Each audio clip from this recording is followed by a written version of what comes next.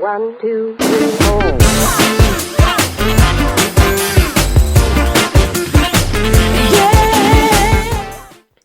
Sup my soul fam, it's Nessie here. You're probably wondering about this location, it looks a bit different. That's because I am back in London for a hot minute.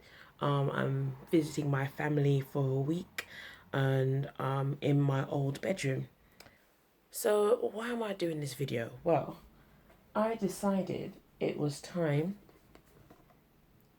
to do this, to have a go at 23andMe and to do an ancestry search. They don't actually deliver to Korea, so I thought, well, since I'm back in London, I'm gonna order myself a kit and then do the testing and everything while I'm here, send it off while I'm here, and then when I go back, the results will come back in time for when I'm in back home in Korea. So the reason why I did this, there's a lot of guesswork in terms of our cultural heritage. Unfortunately, thanks to West Indian history and all of that to do with slavery and that, we aren't able to go far back into our family history like the average white or Asian person can do. That's just how it is. Also, my family is quite an old family. My father himself, he's in his 80s now, and if my grandparents, as in my on his parents, if they were still alive, they will both be over 100. So we are unable to go truly back, but there are some speculations in terms of what genetic makeup we have. Possibly some Scottish because of the slave owners who were based in Grenada. They were Scottish, and a lot of the family names who are based on the island are Scottish surnames. My grandmother, for example, her family name was Cruikshank, which is a very traditional Scottish name. So just things like that. It'll be interesting to see what results we get. Now, a thing to note, everyone's results are going to be different in terms of siblings, because obviously the percentage of DNA that you get from each parent is going to vary. You're not going to be the exact same, otherwise we all would look the exact same. What I would get would not exactly be the same as my brother or my sister, but at the same time it'll give an idea of what DNA we actually have. So yeah, let's see how this goes. So I'm on the website now. I just need to sign in. So what you need to do is register your kit. I'm not entirely sure where you do that.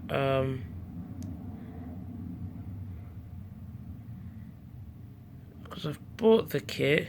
I'm so silly. There's a big old red thing here saying register a kit. Okay, so register. Oh, and I have to do the barcode from the tube. So I've got a. Well, let me do this. Let's do this first, and then I'll do that afterward. Which is gonna be very difficult because I've got one hand holding the camera. Okay. Rip. Try to just do it on this side because my London address is on the other side. So try not to reveal my business. Okay. So here's the box. Open up. Let's see what we've got inside.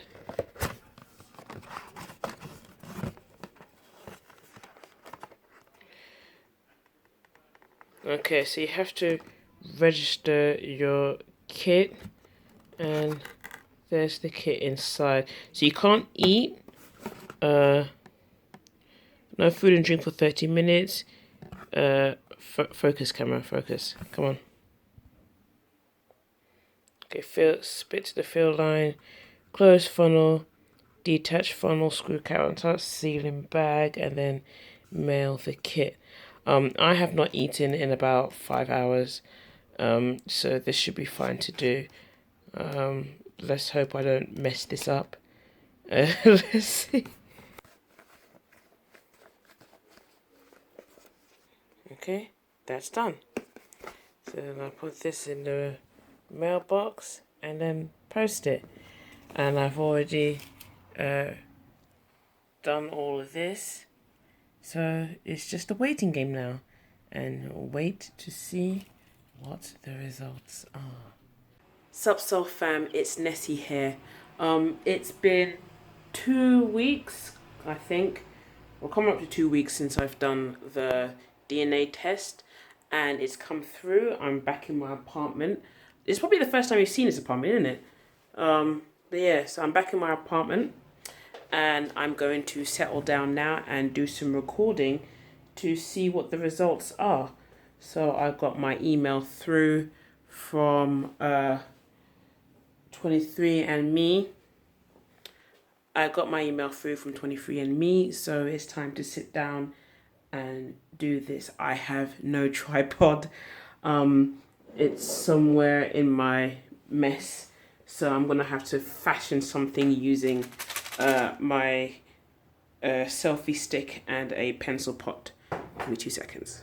So if I go into my email and have a look, see. So they sent me the email about 2 o'clock this morning.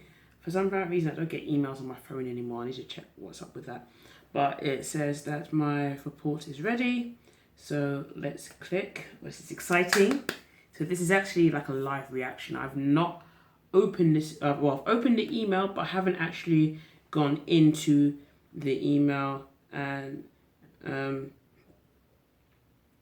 to see what's going on. So like, yeah, I haven't actually clicked in yet. So let's see. View your reports. I'm going to tell my parents about this afterwards as well. Okay, so sign in. Okay, so. Oh, that's hilarious. Okay, so 94% sub-Saharan African. Wow. So like I'm as black as you can get, basically. With 86.5% of that West African. Ghanaian, Liberian, and Sierra Leonean, like 39%. Nigerian, 30%. Senegal, Gambian, and Guinean, 4.5%, and broadly West African. And Congolese, Southern East African as well, 5.5%, with Angolan, Congolese, Southern East African, and broadly in that area. But I have some, if you look at here, there is some European here. So it's mostly here. It's mostly like African here, but there's some Europeans. Let's go there.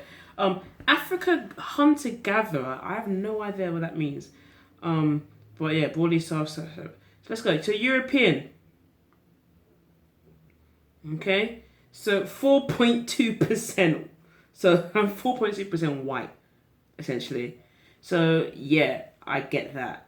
That's like this the unfortunate history of us with the slaves and all of that.